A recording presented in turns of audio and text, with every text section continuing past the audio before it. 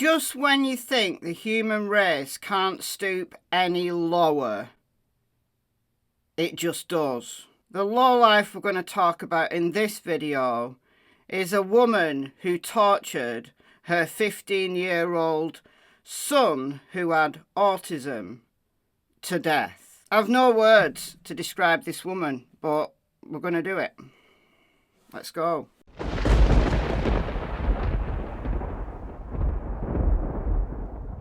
Good morning everyone, my name is Michelle. I hope you're doing well. Welcome to another video. It is Saturday morning, the 16th of December.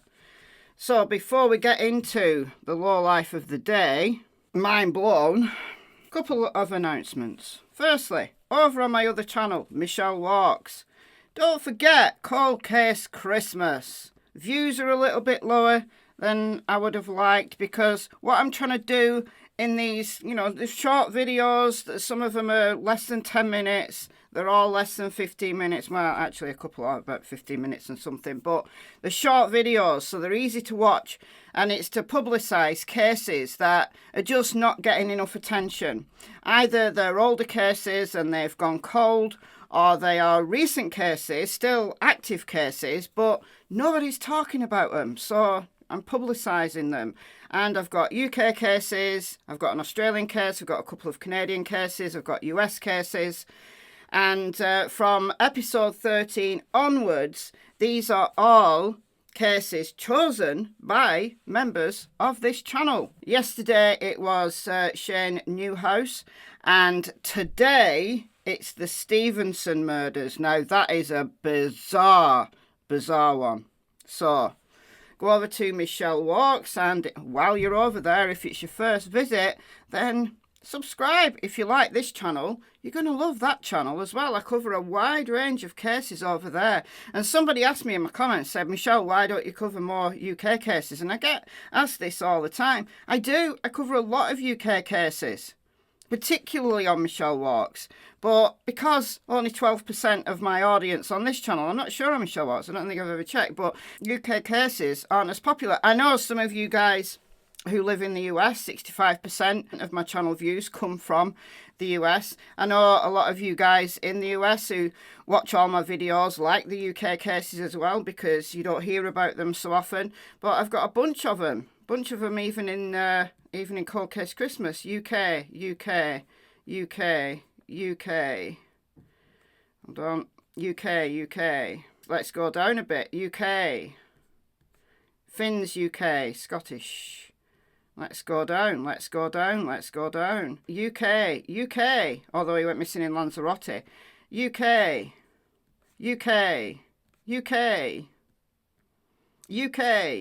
That's a funny one though. That's funny. That is funny. UK.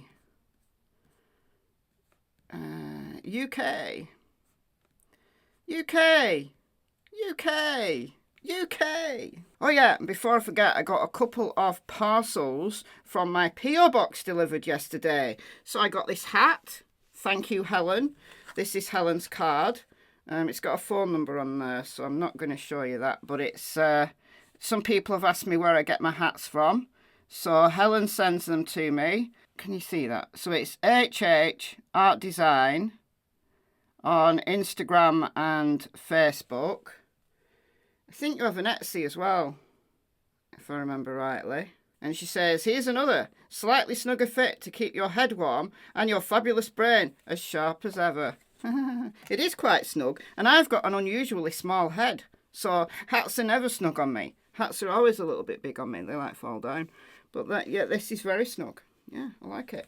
And also, I got this book. Someone sent me this book. If it was you, let me know, because when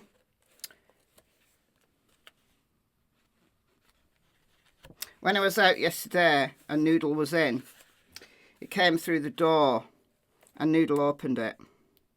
Noodle likes paper. He's only chewed the front cover and nibbled on a corner, but he chewed the box up. So if you'd put a note in or something like that, it was shredded. So thank you to whoever sent me this book of horror stories. And without further ado, let's talk about a real life horror story. Dear God. So I was looking for something to watch last night, and I found Tracy Ann Chasing. Used to be Chasing Truth. Was live, so she'd only just gone live, so I started to watch it. Caught up on the old, replay 1.5 or whatever you do. And it's the Shanda Vander Ark trial. Why have I never heard of this absolute freaking monster? She was live for 5.5 hours. She had to go and cut off partway through Shanda's testimony. And the trial, guys, I've never seen a murder trial that was over in 3 days. The defence just didn't put up any defence. So they had the officers who turned up at the 911 call.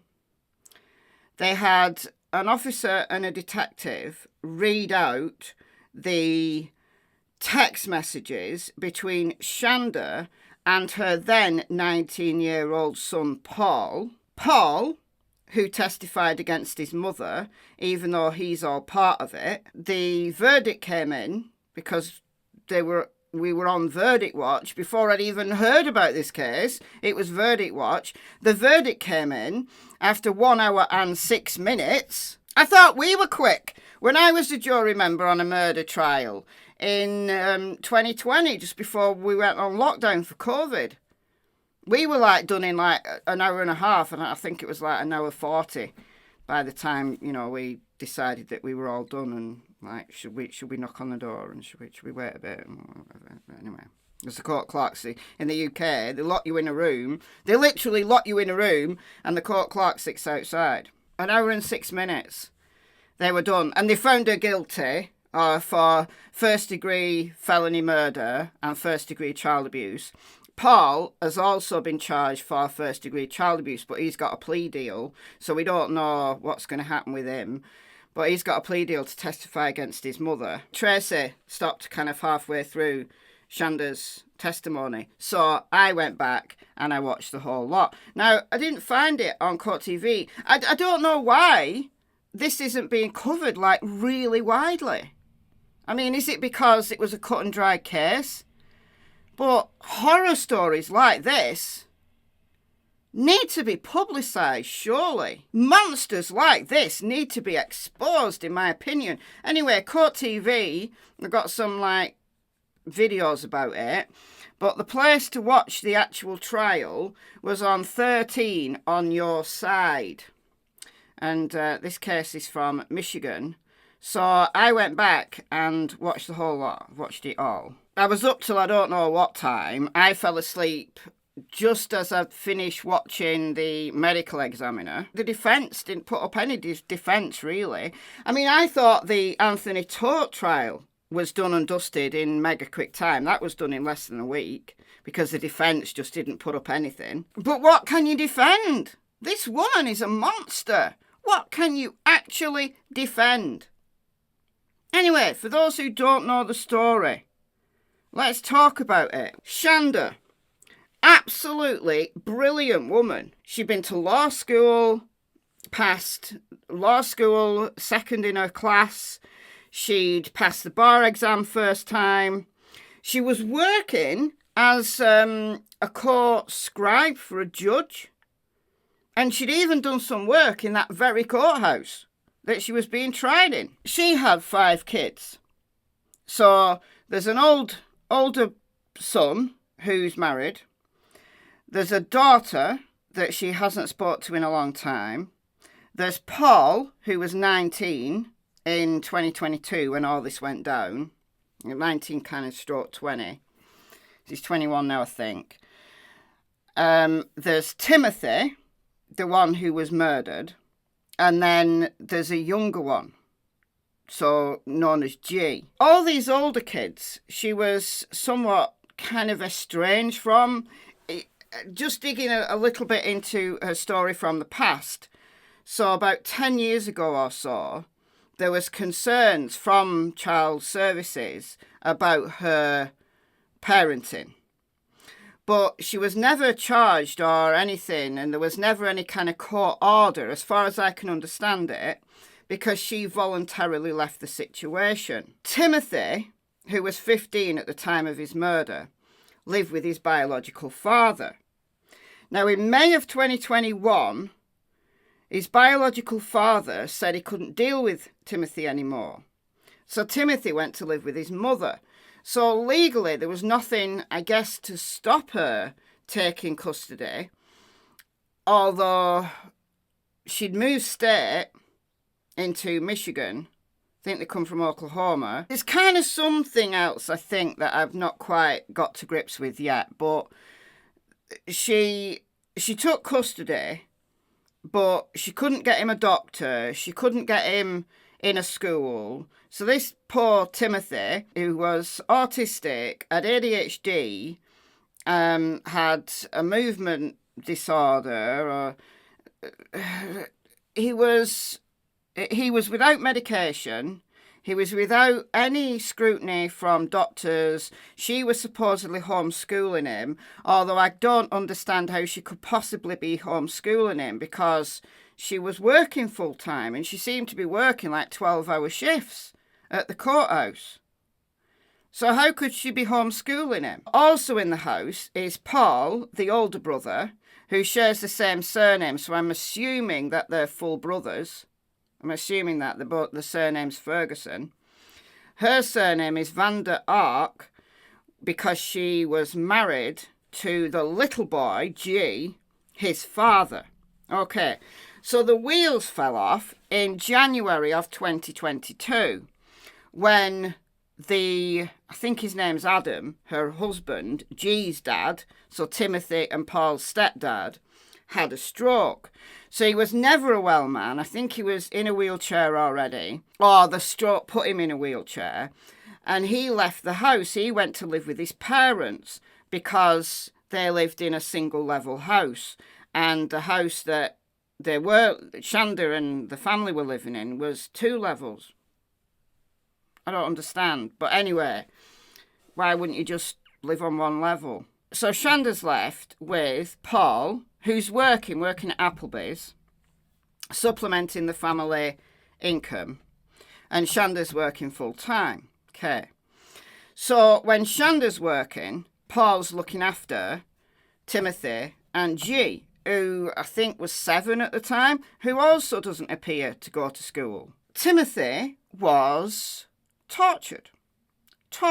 The text messages that were read out by the officers were just absolutely heartbreaking. The case reminds me a little bit of Arthur Lavigne Hughes from the UK. Now, I've never done a video about Arthur's case. Absolutely dreadful. Another absolute monster. This was his dad's girlfriend, a partner, whatever. I don't think they were married, so I can't really call her a stepmother, but she kind of was. Arthur's biological mother was in prison for murder, I think, or maybe not murder, I can't remember. So his dad had custody, and his dad loved him, right? But when he got with this woman, he just became an absolute monster to Arthur. And they ended up starving him. They ended up making him sleep on the floor. They had cameras watching him. They made him stand for hours on end with his hands on his head. I mean, just awful. And then the day he was murdered, she just basically slammed him. I think she slammed his head on the floor. It's horrible. Little boy, just 6. There's been a few, actually, in the UK that are just horrific torture. Like Star Hobson's another one. Baby P. A lot of people will remember Baby P that's quite an old case. Anyway, Shanda, the amount of abuse, I can't even begin to wrap my head around. And what she did when she took the stand, right, so she's murdered one son, threw the other one under the bus, said it wasn't her, it was him that did all these things. Unbelievable. Unfreaking believable. I'm not surprised the jury only took 1 hour and 6 minutes. It would have taken me 6 seconds. There was no question. And Paul, when Paul was speaking, He's special needs. He is. I think he's autistic as well. She has zero empathy. I mean, I don't know. No doctors to support these diagnoses that she says she has. So she was saying that she had OCD. I can see that actually, because her behaviour towards Timothy was utterly obsessional. Utterly obsessional. So I think the OCD was being played out in this torture. I can see that. She said she had PTSD because her husband had a stroke and she was having periods of dissociation. So that's why she can't remember all these texts. She just can't remember. Can't remember anything. So trying a Letitia Stout. Although, when the prosecution stopped the defence and said, look, hey, she's not a doctor. She can't do self-diagnosis and say she's dissociative. You know insanity defence here. So the defence were like, no, it's no insanity defence, no. They can't do an insanity defence. She wasn't insane, she's just evil. There's something amiss there, all right, in the old brain department. But Paul strikes me as probably on the spectrum and just basically following orders. And both of them just seem to lack empathy. I think Paul found some empathy, or maybe just realised that this was just completely wrong. Whatever he felt about his brother, this was just completely wrong. 'Cause it was. Anyway, what they were doing, right, she said that Timothy wanted to live in the small room, which was actually a closet. So he was living in this closet and he couldn't move. They had sensors on him so that if he moved, her phone would beep. She had cameras that she could speak and yell, and they were sleep depriving him. He wasn't allowed to sleep, and he had to sit in this closet with his hands on his head, like for hours and hours and hours on end. And if he fell asleep, they'd pour cold water over him. And they had this ice maker in the kitchen, so cold water with ice in it over him to stop him sleeping. And this went on from February until his death on the 6th of July. This woman, right, apparently she has a YouTube channel training dogs. She trains service dogs. So if anybody's found her YouTube channel, let me know, because I'll do a whole video about her dog training practices. But I bet she's great with dogs. I bet she knows how to train dogs. Like, would you punish your dog by sleep depriving them if they'd done something wrong? Would you punish your dog by pouring cold water over them if they'd done something wrong? Or do you train your service dogs using positive reinforcement? With some corrections, maybe. Listen, I'm absolutely stunned. So, on the 5th of July, so his last full day on this earth, he spent 9 hours in an ice bath. She told Paul to put him in an ice bath while she was at work. She came home from work. Timothy's still in this ice bath. She's saying he's faking. He's faking not being able to move. He's faking not being able to speak. She didn't bother even checking on Timothy, still in this ice bath. She takes Paul to work, and then she comes home, and then the following morning, he's dead. And they dress him, right, before calling 911, they dress him in a hoodie and jeans. The medical examiner, right, said that he was 68 inches, so 5'8". How much did he weigh? How much would a 5'8" teenager, 15-year-old boy weigh? Well, I'll tell you, this boy weighed 69 pounds. Been in an ice bath, he had zero body fat. His body was eating his organs. He had literally no ligaments, so he couldn't walk. They were dragging him around because they were saying he was faking not being able to walk. They were tormenting him with food, putting food in front of his face, pizza rolls in front of his face to try to get him to respond, thinking he was faking it. Absolutely diabolical. I've no words to describe how horrific this is. But yet these monsters walk among us. Listen, they don't have the death penalty in Michigan. And you know my thoughts about the death penalty. All right. But I don't want this woman to die. I don't. If Michigan had the death penalty, I wouldn't have wanted it for her. Do you know why? Because I want her to spend the rest of her life in a tiny cell, and the guards, wherever she ends up, I wouldn't complain if they decided not to feed her and decided to keep her awake by throwing cold water over her. I wouldn't complain about that. I wouldn't complain about that at all. Because I'm sick of these utter freaking monsters. I'm done with these people. I'm done. I can't. Until the next time when somebody does something so horrific, it's just beyond comprehension. Anyway, let me know what you think. And, geez, go and watch it. Go and watch it. Won't take you long. Trial was over in 3 days. So arrogant that she could believe she could win. Pled not guilty. Man. All right, guys. Horror story. Yeah, this is one.